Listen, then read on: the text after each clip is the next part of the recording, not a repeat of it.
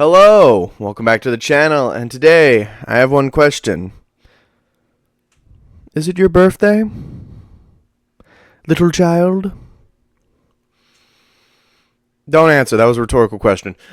So, today, if that didn't give it away, or the thumbnail, we are looking at Longlegs. Yeah, this review's very late. I was gonna go see it when it initially came out, but, other things got in the way. But I've finally seen it. And, yeah, let's review it. So, Longlegs is about a girl named Lee Harker who recently joined the FBI on a case to find a serial killer known as Longlegs who has a very unique way of killing his victims. And that being, he doesn't kill them, at least not himself. He somehow convinces the father to do the deeds to get his hands dirty. So, yeah, throughout the movie, they're trying to decrypt clues and shit left by Longlegs to track him down and, arrest the fucker. So, let's start off with non-spoiler stuff, then get into the spoiler stuff. First off, I want to say this film's acting is great. Particularly both Micah Monroe, I think that's her name, the person who plays Lee Harker, and especially Nick Cage as Longlegs. Those two, the acting from those two are like, I think, some of the best performances in horror this year. And there's one scene that, between them, it's the scene where Lee is interviewing Longlegs. I have not felt so tense and I guess scared watching a scene in a modern horror movie in so long.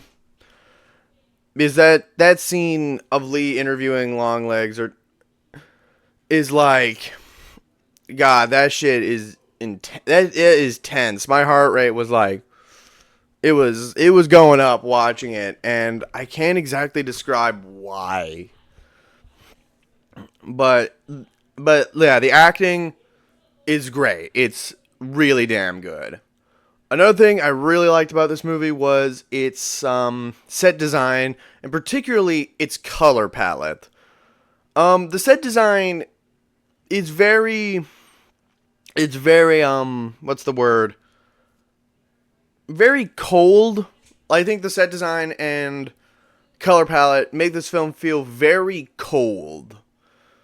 Like, it's just a lot of very dull colors, which I know I'm not the biggest fan of dull colors, but in this movie it really works to create a even more suspenseful mood than it already is. Just all the dull colors and the architecture for all the buildings and shit. It just allows the mood to feel a lot more scary than it would have been otherwise. I'm a big fan of the soundtrack, the music. The music also helps elevate the mood a lot as well. I know there's sometimes in horror where the music can either feel a little out of place, but for this movie, all the music in this movie fit. And that's very rare. That's very rare to have all the music in a horror movie fit together really well. But this film does it. It's great. And I also really appreciated the type of pacing this movie went for. I don't know if this is just me or anything, but this movie's pacing felt a lot like the pacing of like an analog horror. This could just be me, but the way it cuts from one thing, from different time periods and events, really feels like an analog horror cutting in between that kind of thing. And also all the crime scene photos you see and the audio recordings of 911 calls you hear, like that also helps add to that analog horror tone and pacing. I don't know if Osgood Perkins has seen an analog horror. I mean, I doubt it, but that's just something I felt with this movie, is that it kind of felt like a analog horror that was made into a movie. And actually, that's the scene at the beginning where they're going through all the evidence, the crime scene evidence. There was something about that, man. That fucking got to me. Um, just I think it was mainly the audio, like the 911 call in that scene that got to me the most. Where it starts out with the dad saying like, "Hey, my daughter's not my daughter," and then it ends with him killing the whole fucking family because that's how all of these events go. Now, let's get into the negatives I have. So this is spoilers. I will be going into talking about the ending. So spoilers. There you go. That's your spoiler warning. If you haven't seen it, go watch it and then come back. Or don't. I don't fucking care. So, at the end of the movie, it's revealed that Lee was Longlegs' first, I guess, Lee was Longlegs' first, or maybe not first, but she was one of the people Longlegs visited when she was a child. And it's revealed that Longlegs had an accomplice for all of his crimes, which was Lee's mom. And the big reveal is that the reason how Longlegs is able to convince all these dads to kill their family is that it's through these dolls that are made to look like the daughter of in the families. And these dolls are imbued with satanic magic that makes the dad go crazy, almost like it's the fucking Shining. And the ending to me is where the movie falls a little flat, I think. Like, I wasn't like completely lost. I was still invested in watching what was happening. But like, I don't. It's a similar problem to Late Night with the Devil, where the movie feels like it needs to explain what's going on. That way nobody leaves confused. And that just doesn't work for me. I'm the type of person who likes putting the pieces together and drawing my own conclusion to what's going on. And when the movie just flat out explains everything, it takes away a lot of the fun for me.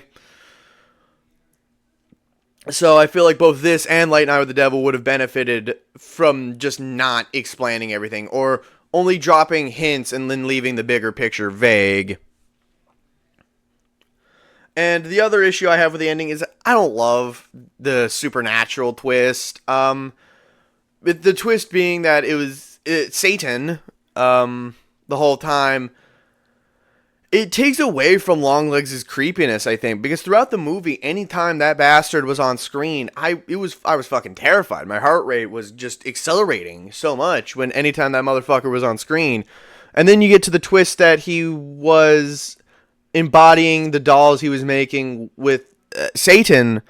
I think it just takes away from Longlegs' creepiness a lot. Because I think the film would have been a lot creepier if Longlegs was just seemingly just so persuasive with how he talked that he was able to convince the dads to kill their family just by his words alone. I think that would have been a lot creepier. And I don't know. I didn't love the supernatural twist at the end.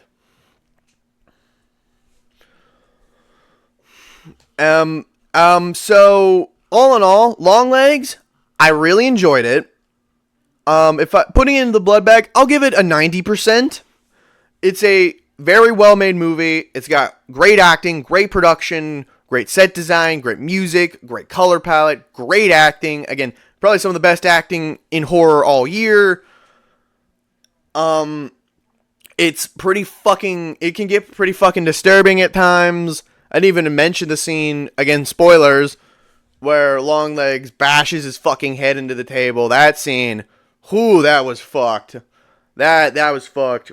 I'm pretty sure when James covers this movie on the kill count, that's gonna get the golden chainsaw. Holy shit, I was not expecting that to happen. And I guess the best way I can describe the movie, on my closing thoughts, is that it's Silence of the Lambs meets Sinister. I think that's my best closing thoughts, I think. But yeah, I still really enjoyed it. It's definitely not going to be a for everyone kind of thing, because there are some people who are like, this movie is just fucking boring.